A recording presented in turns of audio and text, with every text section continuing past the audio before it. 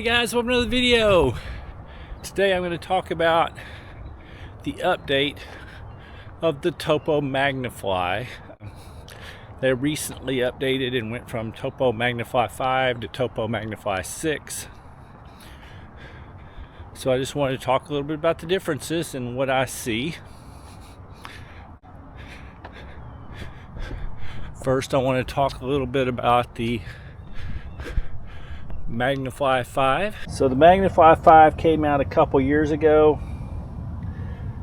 Zero drop shoe from Topo. It had a softer midsole than the previous version. It's a zero drop shoe, 25 millimeters of cushion all the way across at 25 in the forefoot, 25 in the heel. It uses Topo's proprietary zip foam midsole, which I believe is a blend of EVA and TPU. Really nice breathable upper, nice standard laces that went up. Uses Topo's little lace stay system, the two little loops that you go through on the top to hold it in place. Had a pretty good durable,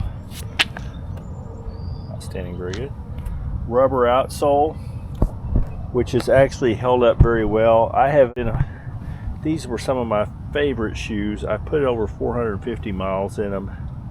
The outsole was still not really dead. There was a little bit of wear to it, but really good shoes. I love using zero drop shoes in my rotation. I think it's good for strengthening my feet. I think it helps align, going with zero and low drop, I think aligns the knees and hips better. But anyway, I loved these shoes. They were some of my favorite. Even though they're only 25 millimeter stack height, I actually found them very similar in cushioning to the Ultra Torn, which was 30 millimeters of stack height. Maybe a slightly little less, but in that same ballpark as far as the amount of cushioning.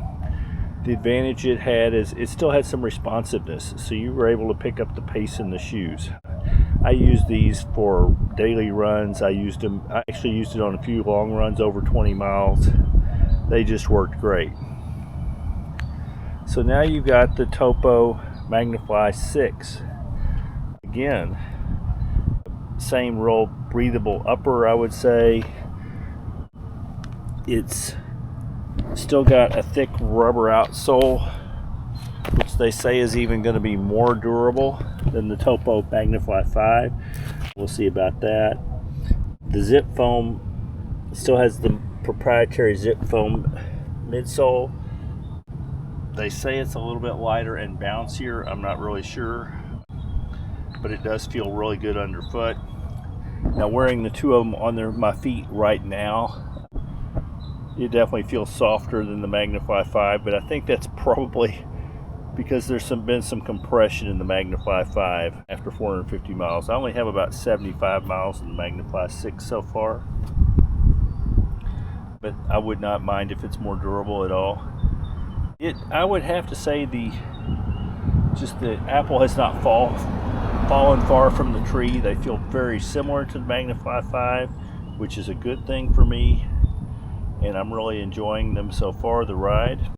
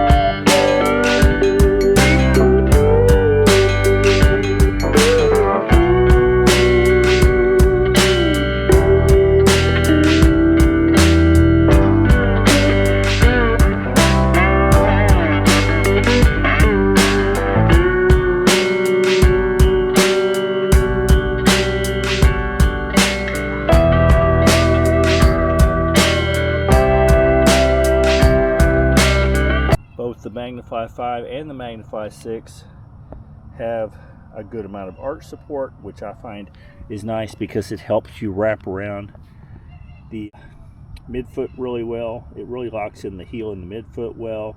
They've also got Topo signature wide toe box, which I really like because it gives me room for my toes to move around. Just a real natural feel. There are a few people that extra arch support does not work well for because they have really flat feet and they just find the arch support bothers them.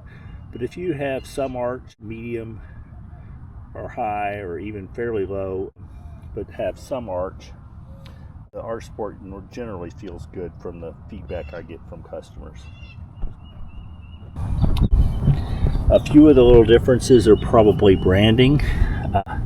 They now have the word Topo written right at the front of the lay stay. They have Topo on this crossover, and then they're just symbol up here, whereas the Magnifly 5 just had the word Topo up here. The Topo symbol is now larger on the side than it was on the Magnifly 5. They now, in addition to doing their little lace stays that Topo does, they're also doing a regular crossover loop, so the tongue is even more secure, as opposed to having the Magnifly 5 had the zip foam and the drop on the heel that you could see, which was really cool. They're now putting the model number, Magnifly 5, and the drop on the side of the shoe. So it's just branding changes. Otherwise, I think it feels very similar. It still gives you enough response to pick up the pace in. They're still very comfortable.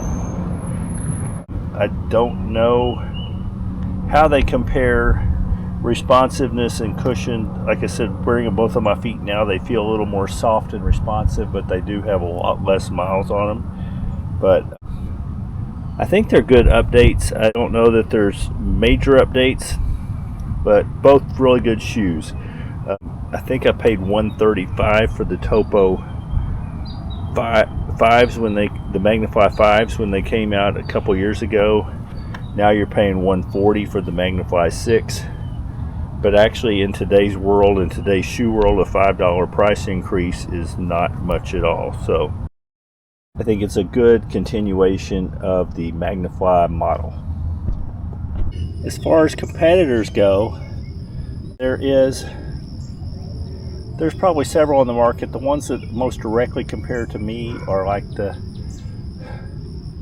Ultra Escalante, which has 24 millimeters of stack height and has the Ultra Ego midsole. I think that's a very good shoe. You're definitely getting more cushioning with this shoe, but the Escalante still has a nice wide toe box, room for your toes display. I actually love that shoe as well. I've gotten to where I have some arthritis in my lower back as an older runner, so I do appreciate the little bit more cushion feel in the Magnifly. The Ultras are definitely the way to go if you have flatter feet, because they don't have the arch support that pushes up in there. Another one that I would say is a real good competitor would be the Ultra Torin. Now the 8 to me was probably equal cushion to these, or maybe even a little bit more, but I found that Ego Max midsole was a little too squishy soft for me and didn't bounce back enough. I'm assuming that's going to change. I think that's changing with the Ultra Torin 9 because they're now putting the Ego P35X foam in it, and they actually are dropping it from 30 to 28 millimeters, but I assume the cushion is going to be fairly similar. I think it'll have more response, and it's going to have that Ultra Vibram outsole, road outsole. So the other thing is I think the Topos lasted longer on the outsole. Now with the Vibram outsole, that'll probably make them equal or even a little bit more durable on the Ultra Torin. I just got in the Torin 9s and have a few miles in them, but I'm not really ready to make a full comparison yet. But anyway, it's interesting. Those would be the main competitors of the shoe. So other competitors that are lower stack height, the Ultra sells the Escalante Racer, which is now going to be rebranded with a new name. I don't remember the name of it, but it is a 22 millimeter stack height. Topo sells a couple that are lower stack height. They sell the Flylight, I think it's version 6. It's 20 in the forefoot, 23 in the heel. It's actually a beautiful shoe. Just a little lower stack height than I need with my back. Topo also sells the ST6, which is, I think it's a 14 millimeter stack height. So very lightly cushioned, but it still has the nice wide toe box, and basically it's very similar to the Magnifly 6, but just with a lot less cushion. I can see wearing those shoes. And they also sell the Connect, which is their new shoe. Super flexible, 10 millimeter stack height, and like 5 millimeters of that is the insole. So if you pull that out, you only have like 5 millimeters. You're basically running on the rubber outsole. All those shoes I think are really good for feet strengthening. Some people will be able to run in them. I need a little more cushion than that. They're also great for doing gym work because you're nice and connected to the ground. I think I could probably get a pair of the ST6s with the 14 millimeter stack height and be quite happy for gym work, or if I was going to play something where I have side to side like pickleball or something like that. They would work great for me. But anyway, those are some of the options. I'm sure there are some from some off brands.